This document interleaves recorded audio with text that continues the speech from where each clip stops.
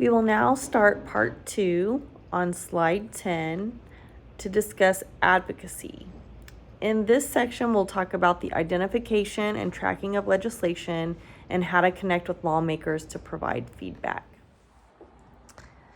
Okay, now we're on slide 11. There are multiple ways to identify bills of interest. Some people work with specific advocacy groups to identify bills of interest. There's advocacy groups can be found on Facebook or other social media sites, and those groups will often share bills of interest and or the current statuses of certain bills of interest on those social media sites. Another way people find bills of interest is simply through searching the internet for relevant bills. This can be done using targeted search words. So for example, this evening, I put in a search with the words Early Childhood Bills, Oklahoma 2025. That yielded the following bills as potential bills of interest. The first was HB 2125, and that is related to early childhood, what they're referring to as adjunct teachers. If you want to know more about that one, you can look that bill up on the state legislature site. SB 841 focuses on integrating science-based reading instruction into teacher preparation programs in the state. So that is really early childhood and higher ed combo bill, if you will. SB 201 would increase the first year salaries for teachers, and I believe that base salary, I think in that bill would be $50,000 annually.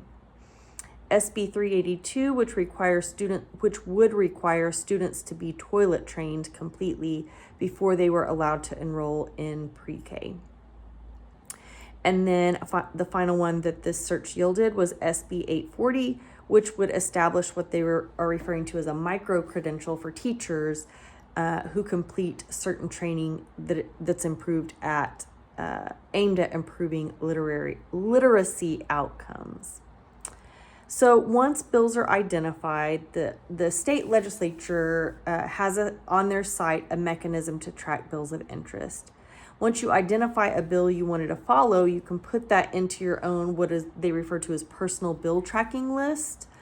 And I have a link to the legislature site where you can find all this information in that PDF. And they use something they refer to as the Legislative Electronic Notification, or LENS system for short. Now, one thing to note, the LENS system does require you to create an account, but once you have done this, you can add bills to your list, and then you can set notifications to receive alerts based on whatever parameters that you want to set. Okay, now we're going to move on to slide 12.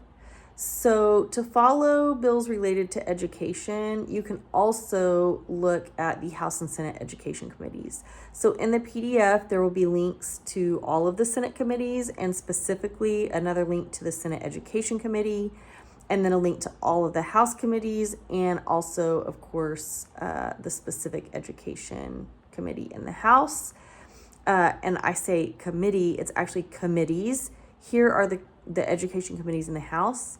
There's Common Education, and that's linked in the PDF, as well as the Education Oversight Committee and the Appropriations and Budget Education Committee subcommittee. So it is very possible that any early childhood bill would start out in the Common Education Policy Committee, move on to the Education Oversight Committee, and then if there's any fiscal impact, which typically there would be for a lot of education bills, it would then go on to the Appropriations and Budget Education Subcommittee. So the bulk of education bills will pass through one or more of these committees, but some education bills you'll find they'll appear on other committee agendas.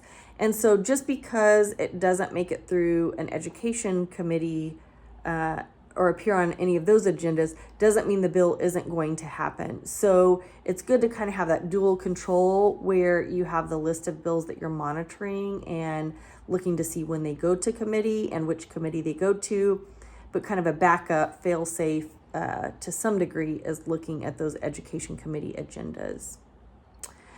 So committees do keep a regular meeting schedule with typically the same day and time for those committee meetings. However, those are subject to change based on competing priorities such as floor work. So you'll see in the thick of session when they're doing very lengthy floor work, those committee meetings have to be pushed back to later because the floor work runs longer than the start time of the committee.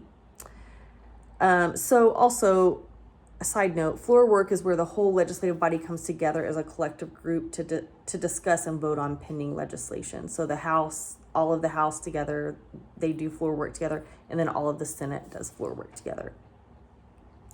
So of note is that the public can access these committee meetings live, but most of the time you're going to be teaching in your early childhood classroom while these committee meetings are going on. So the good news is you can access recordings after those meetings conclude. Committee videos can be found on that state legislature site, and they're under the video tab. Past videos can be located in several different ways. The site is really pretty user friendly. But one way you can find those videos is to look under the committee name and then find the video date for whatever agenda you're looking for. Okay, moving on to slide 13, where we're going to start talking about providing feedback to your legislators. So the legislative process really does rely heavily on feedback from the constituency of elected officials. Oftentimes people will work directly through their legislator because that is the individual that has been elected to represent them in their district. However, sometimes people will work through other legislators because of previous relationships or priorities for that legislator align with what they want to see happen in law. But primarily, people typically work through their specific legislators. So some people don't really know who their legislators are. So again, the state site is end user friendly, and you are able to find your state and federal elected officials by clicking on the legislators tab of the state site. If you choose Find My Legislator, you can enter your address and it will identify all your state and federal legislators for you with their contact information. So one thing to keep in mind when providing feedback to legislators is specificity is helpful.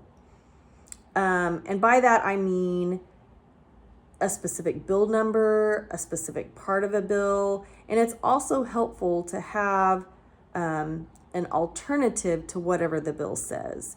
So for example, if the bill said early childhood classrooms can have no more than 27 students per early childhood teacher. If you called and said, that's too many students, that's one thing. But if you called and said, I've really thought this through, and I think that although it's not ideal, I think feasibly early childhood classrooms could cap at 24 or 22, or you could even say 10, which means that your feedback, if you said 10 and the bill said 27, your feedback is not going to be taken as seriously as if you were providing feedback that was deemed to be more reasonable. So specificity and reasonability, those are two key factors to keep in mind when you're providing feedback. Also, one thing of note is when you're looking at a bill, each bill is numbered line by line, and the line numbers can be found on the far left of the page. They're easy to spot, you can't miss them. So if you have specific feedback on a specific piece of legislation, it's a good idea to include in your feedback the page and line number and the language on which you're providing feedback. That makes it really easy for the legislator's assistant to look at it and compare what you're saying to what is currently in the bill. So at times when providing feedback, sharing your ideas like we discussed a second ago for an alternative way to fix the issue may be helpful, again, if it's reasonable. The reasonability piece, you have to keep in mind that there are limited resources for government. So as they used to say on, Lifestyles of the Rich and Famous, champagne wishes and caviar dreams. That is not what this is. This is not the lifestyles of the rich and famous, nor is that type of mentality feasible. So asking for things that are not reasonable in nature, again, it lessens the credibility of your feedback. And here are a couple of examples of things that just are not feasible based on state and political priorities. Every early childhood teacher deserves to make $100,000 plus annually. While that may be true, there is not money to fund that type of mandate. So that is an example of something that would not be feasible. Another example would be there should be one assistant in every early childhood classroom across the state, regardless of need or class size. That, again, is not feasible because there is a significant fiscal impact, which there is not funding in the state budget to cover. So good ideas that most people agree with do not always translate into actionable feedback that the legislature can implement and your legislator could implement, particularly, again, when there's considerable cost involved in funding a good idea. Okay, moving on to slide 14. Because legislation related to early childhood can directly impact student learning, it's important for early childhood educators to have awareness of pending legislation and new legislation when it's getting ready to become law. Early childhood educators are responsible for implementing new mandates. Oftentimes they'll take their cues from the district offices, but it is helpful for early childhood educators to be aware and privy to pending legislative changes that are getting ready to become effective. So it is noteworthy that once a bill becomes law, it is not optional. So providing accurate and actionable feedback to your legislator on early childhood bills can help inform the bill making process and result in better language before the bill becomes law. But it's important that feedback happens prior to the bill becoming law, because at that point, the law is the law. Sometimes legislators will ask for input on potential legislation they intend to draft in the not too distant future. One example of that is the chair of the Senate Education Committee, Senator Adam Pugh, utilized quite a few teachers from across the state to formulate the Senate's approach to improving education. This happened about a year and a half ago, maybe the summer of 2023. And that task force, made up predominantly of teachers, but also other interested parties in public education, helped influence a slate of bills that were aimed at improving education in the state of Oklahoma. Additionally, sometimes the State Department of Education will include teachers in the rulemaking process or to help determine new educational standards. And if that opportunity were to become available, I would highly encourage early childhood educators to be involved in that process.